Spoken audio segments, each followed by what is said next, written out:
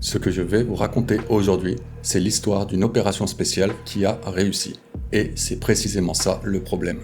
3 janvier 2026, la Delta Force américaine pénètre dans Caracas. 32 gardes du corps sont tués.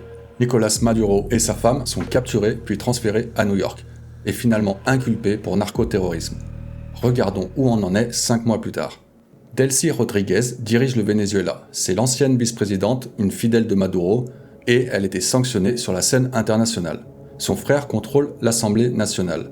Donald Trump dit d'elle que c'est une personne formidable. On a donc la Delta Force qui a capturé Maduro, puis Washington qui a installé son adjointe à sa place. À l'heure actuelle, Delcy Rodríguez a besoin de Washington pour survivre et pouvoir gouverner. Et Washington a aussi besoin de Delcy Rodríguez pour paraître légitime. Mais la question qui se pose, c'est qu'est-ce qui va se passer le jour où les intérêts ne seront plus alignés? Pour répondre à cette question, il faut que l'on comprenne exactement ce que les États-Unis ont installé au Venezuela. Ils n'ont pas simplement capturé Maduro, ils ont construit toute une architecture de contrôle. Surveillance financière, gestion des revenus pétroliers, dispositif naval de surveillance. Ils ont aussi construit un plan de transition politique. Sur le papier, c'est l'arrangement de gouvernance externe le plus complet depuis les occupations d'après-guerre et la reconstruction de l'Allemagne et du Japon. Et pourtant, il y a quelque chose qui cloche dans tout ça. Parce que pour construire cet édifice, il a fallu faire un choix. Et ce choix a créé un piège. Pour stabiliser le Venezuela après la chute de Maduro, Washington avait besoin de la coopération de celui qui contrôle les forces de sécurité. Et cette personne, c'est Diosdado Cabello, le ministre de l'Intérieur. Et cet homme-là, le gouvernement américain avait placé une prime de 25 millions de dollars sur sa tête. Il contrôle une milice appelée Los Colectivos. Ce sont des réseaux civils armés que le chavisme a construits sur 20 ans. Cette milice est extrêmement bien implantée. Elle contrôle les quartiers et décourage la dissidence. Ils ne répondent qu'à Cabello, pas à l'armée ni à la police. Donc Delcy Rodríguez ne peut pas gouverner sans lui. Elle n'a aucun contrôle sur ces milices qui sont extrêmement puissantes. Los Colectivos, c'est la raison pour laquelle les Vénézuéliens ordinaires s'autocensurent encore aujourd'hui. C'est aussi la raison pour laquelle il n'y a eu aucune célébration publique après la capture de Maduro. Donc le deal actuel, c'est que Cabello maintient l'appareil sécuritaire et en échange, il garde son ministère, ses réseaux et surtout sa liberté. Les États-Unis ont donc construit un arrangement de stabilité complexe qui exige de protéger une des personnes qu'ils souhaitaient le plus emprisonner. Ce serait gérable si ce paradoxe, c'était le seul problème structurel. Mais quand on examine où va l'argent du pétrole vénézuélien et à qui il parvient vraiment, on découvre d'autres choses étranges. Le Venezuela a exporté 800 000 barils de pétrole par jour en janvier 2026, une hausse de 60% par rapport à décembre. La première vente de pétrole sous contrôle américain a généré 500 millions de dollars. Rubio a déclaré au Congrès que cet argent financerait, je le cite, la santé, l'éducation, la sécurité et les salaires des Vénézuéliens. Ça, c'est la théorie. Mais regardons comment ça se passe en pratique quelques mois après. Les fonctionnaires vénézuéliens sont toujours payés 160 dollars par mois, ça n'a pas augmenté. Le salaire minimum, c'est toujours 35 centimes. Les 500 millions de dollars ont été distribués avant que les mécanismes d'audit censés être neutres et objectifs soient opérationnels. Du coup, la somme a été gérée par des traders avec des antécédents documentés de corruption.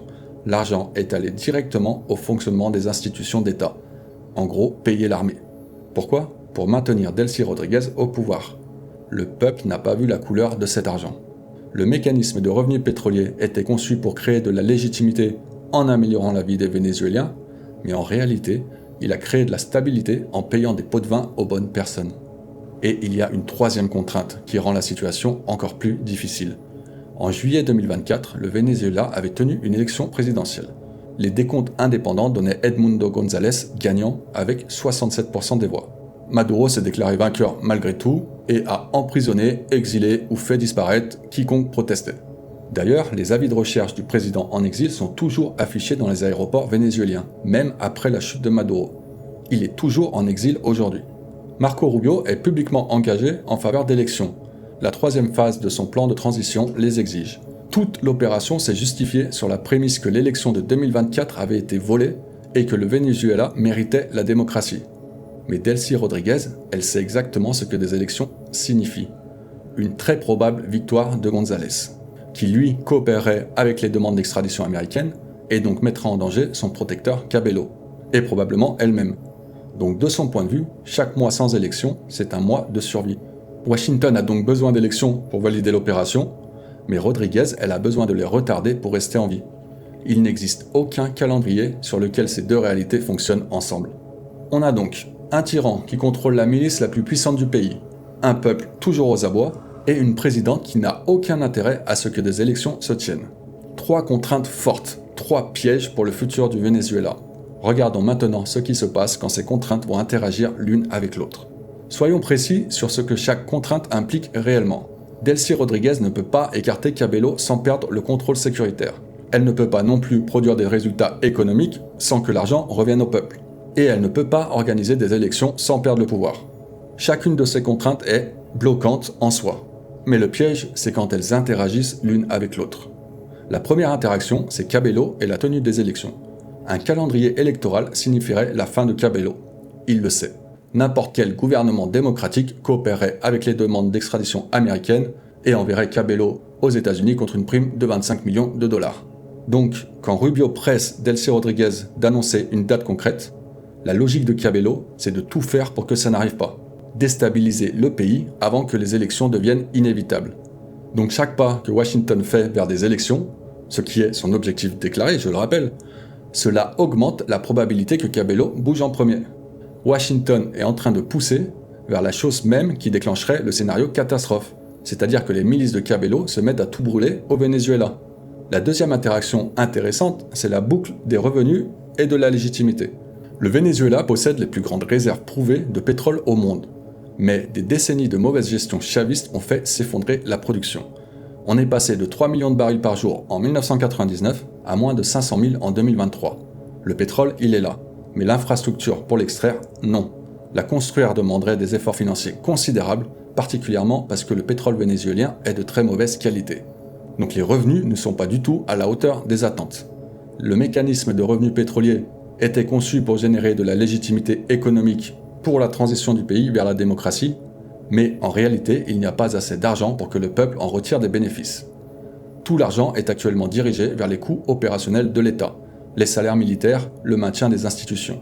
Ce qui veut dire que la légitimité intérieure de Delcy Rodriguez ne s'améliore pas du tout. Donc sa position politique reste faible, elle reste dépendante des réseaux de Cabello pour la stabilité. Et la troisième interaction, c'est la situation intérieure américaine. Nous sommes à quelques mois des mi-termes, les élections de mi-mandat. Si les républicains perdent le Congrès, une résolution démocrate pourrait retirer à Trump la capacité d'utiliser la force militaire au Venezuela. Tout le dispositif actuel pourrait être retiré. Le blocus naval, la menace implicite de destitution qui maintient Delcy Rodriguez dans le rang. Tout ça dépend de la crédibilité du suivi militaire américain. Delcy Rodriguez le sait, Cabello le sait et la Chine le sait. La stratégie de Pékin en ce moment, c'est la patience. Attendre que les désaccords intérieurs des USA déstabilisent leur stratégie au Venezuela. Les mi-termes vont avoir une importance capitale. C'est la date à laquelle la crédibilité de l'architecture de protection de Delcy Rodriguez expire, si les républicains les perdent. La plupart des analyses présentent la Chine comme la grande perdante. Pékin a perdu de l'influence le jour où la Delta Force a atterri à Caracas. Mais en réalité, la Chine garde une position relativement confortable, principalement due à la faible popularité de l'attaque de Caracas aux États-Unis et aux fortes contraintes structurelles que cela entraîne. Washington a besoin que Delcy Rodriguez avance plus vite sur les élections. Ça accélère la possible réaction de Cabello et de ses milices. Washington a besoin que les revenus pétroliers atteignent les Vénézuéliens. Le manque de revenus et le besoin de graisser des pattes fait que c'est impossible. La présence et menace militaire américaine, qui tient tout ça debout, a une date d'expiration dans quelques mois, les mi-termes. Alors que va-t-il se passer concrètement ? Comment tout cela va finir ? Il y a 3 chemins réalistes, et ils mènent tous à des Venezuela très différents. Le scénario le plus probable, mais aussi le moins pire pour les États-Unis, c'est une dérive contrôlée. Dans ce scénario, Delcy Rodriguez accumule des gestes de bonne volonté envers les États-Unis. Par exemple, une loi d'amnistie, une libération de prisonniers, une annonce de privatisation dans le secteur pétrolier. Tout ça, c'est des signaux positifs envoyés à son protecteur.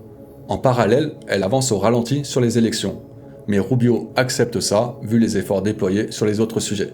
Les revenus pétroliers augmentent progressivement et atteignent petit à petit les salaires du secteur public, d'ici fin 2026. On a donc assez d'améliorations économiques pour soutenir le récit global. Cabello reste à sa place avec son ministère, donc il tient ses milices. Les républicains gardent le Congrès en novembre. Dans ce cas, l'arrangement survit jusqu'en 2027. C'est imparfait, mais c'est orienté vers une transition et on évite les scénarios catastrophes. Le deuxième scénario possible, c'est la fracture intérieure au Venezuela, dans le cas où les revenus pétroliers n'atteignent pas assez vite les Vénézuéliens ordinaires. L'exclusion de Machado de la gouvernance devient un point de pression soutenu. En ce moment, elle est à Washington. Elle a le respect de Trump. Et chaque mois sans élection, l'argument de la légitimité démocratique se fait plus pressant. On aurait Rubio qui commence à mettre une forte pression publique sur Delcy Rodríguez pour un calendrier concret d'élections. Cabello lirait ça comme un risque existentiel pour lui, et ses milices entreraient en action. Pas un coup d'État, mais juste assez de friction pour démontrer que la stabilité du Venezuela ne pourrait se faire sans lui. Et là, Delcy Rodríguez serait coincée entre les exigences électorales de Washington et le veto de Cabello. L'arrangement se grippe, les investissements ralentissent, la transition s'étire jusqu'en 2028. On se retrouve dans une impasse structurelle et le Venezuela est bloqué dans une transition éternelle. Rien ne change. Le troisième scénario, c'est le scénario catastrophe pour les États-Unis. Les républicains perdent le Congrès en novembre 2026. La menace sur le gouvernement vénézuélien disparaît tout de suite. Cabello a les mains libres. Les milices se mettent en action et provoquent une crise de gouvernance au Venezuela. Les États-Unis font alors face à un choix impossible. Regarder tout leur travail s'effondrer ou bien mener une autre opération militaire, que le Congrès bloquerait immédiatement si c'est les démocrates qui ont gagné les midterms. La Chine re-rentre en action par les canaux commerciaux. Les gains géopolitiques de l'opération commenceraient à s'inverser, de façon irréversible. Et dans ce cas, l'opération qui ressemblait à une victoire nette en janvier devient la raison pour laquelle la Chine en sort vainqueur. Le succès a créé le piège. Ce que la situation au Venezuela révèle, c'est un type de piège géopolitique très spécifique. Celui qui apparaît chaque fois que des puissances extérieures tentent des transitions gérées à travers des intermédiaires qui leur sont favorables. L'intermédiaire doit être assez fort pour maintenir la stabilité, mais maintenir la stabilité exige de conserver les structures qui rendent toute vraie transition impossible. On est à quelques mois des midterms. L'avenir du Venezuela est suspendu au résultat des votes.